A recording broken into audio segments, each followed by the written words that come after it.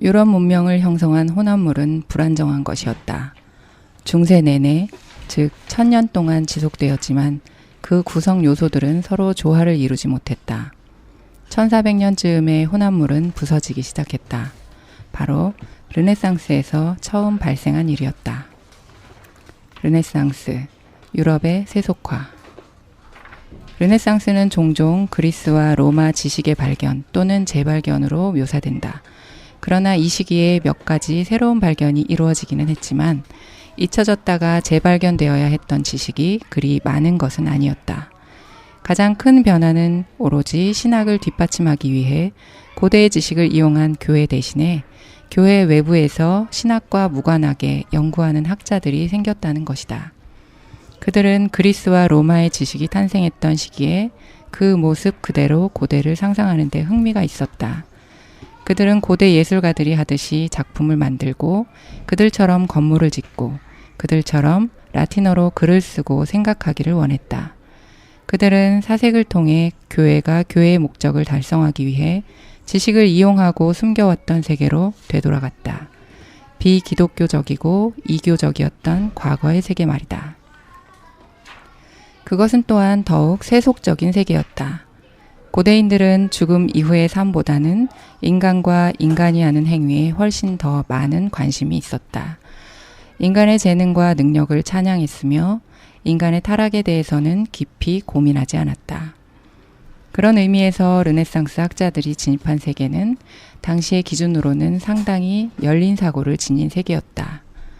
고대 철학자와 윤리학자 사이에는 어떻게 사는 것이 최선이며 어떻게 사고해야 하는지에 대해서 아주 다양한 견해가 있었다. 그들의 토론과 추론은 교회가 당시 사람들의 사고에 부과했던 구속에서 벗어나 있었다.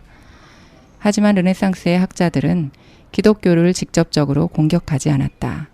그들의 개인적인 태도는 다양했지만 대체로 고대인들이 종교에 대해 지녔던 견해와 유사한 종교관을 취했다.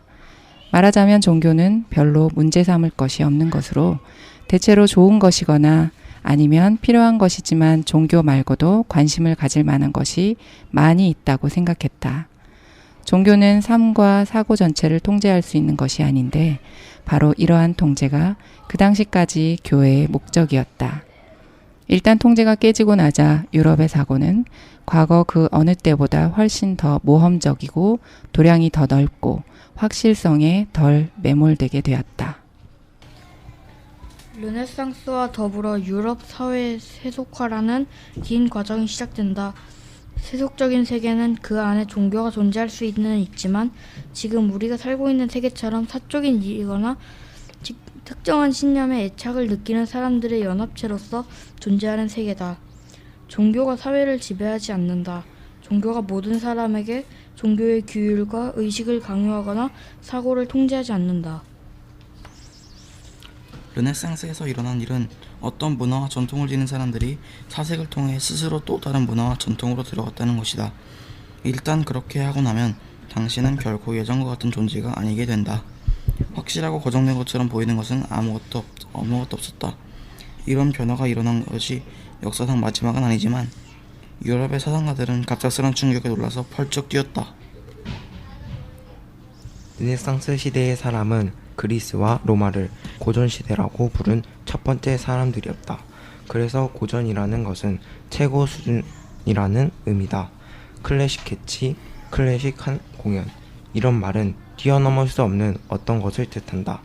그들은 문학, 예술, 철학, 과학에서 고대인들이 이뤄낸 업적은 누구도 능가하지 못하고 능가할 수 없는 최고의 수준이라고 믿었다. 그들 자신은 거기에 필적할 정도만 되어도 잘하는 것이라고 여겼다. 르네상스는 다음과 같은 메시지를 통해 그 혼합물을 붕괴시켰다. 고전이 최고다.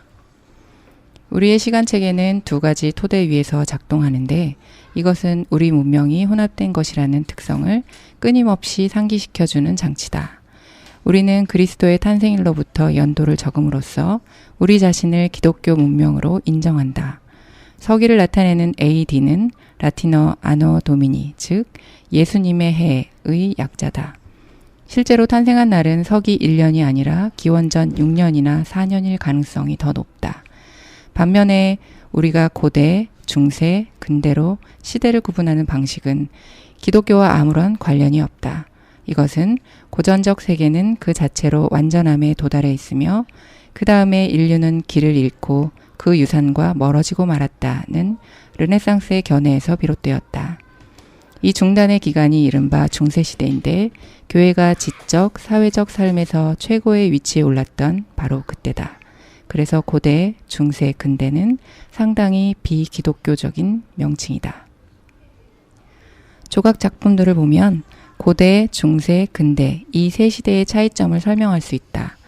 고대 그리스의 프락시텔레스가 만든 조각상은 아기 디오니소스를 안고 있는 헤르메스 신을 조각한 것으로 한쪽 팔이 남아있지 않다. 그리스 조각 작품 가운데 원본이 그대로 남아있는 것은 많지 않다.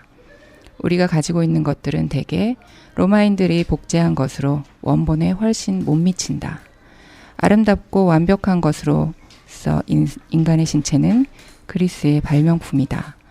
예술사가 케네스 클라크에 따르면 누드는 나체와 구별되어야 한다. 누드는 그 자체로 충분하고 적절하다. 나체는 옷을 입지 않은 상태이며 옷이 없다는 사실이 중요하다.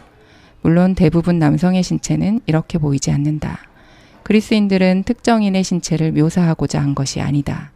그들은 신체의 완벽함을 찾기 위해 노력했으며 수학을 이용하여 가장 매력적이고 아름다운 비율을 확증하려고 했다. 다음으로 독일 힐데스하임에 있는 대성당의 문에 새겨진 인물들은 인간의 형상에 대한 중세의 관점이다. 하느님이 먹지 말라고 이야기한 과일을 먹고 난 이후에 아담과 이브의 모습이다. 아담은 이브를 비난하고 있고 이브는 뱀을 비난하고 있다. 그리고 둘 다 자신의 벌거벗음을 부끄러워하며 몸의 일부를 가리고 있다. 이 인물들은 절대로 누드가 아니다. 그들은 육체는 사악하며 악의 원천이라는 기독교의 가르침을 구현하고 있다. 근대 르네상스 시대의 미켈란젤로는 그리스인들을 자신의 모범으로 삼고 그들의 누드 이념으로 돌아간다. 그는 다비드상을 인간의 완전한 형태로서 표현한다. 다시 말해 인간을 활기차고 숭고하고 아름다운 것의 구현체로 표현한다. 햄릿의 말로 표현하면 이렇다. 행동은 얼마나 천사 같고 이해력은 얼마나 신 같은지. 누드에서 나체로 그리고 다시 누드로 옮겨온 흐름은 고대에서 중세 그리고 근대로 나아가는 흐름을 상징적으로 표현하는데 이것이 르네상스의 자기 이해 방식이다.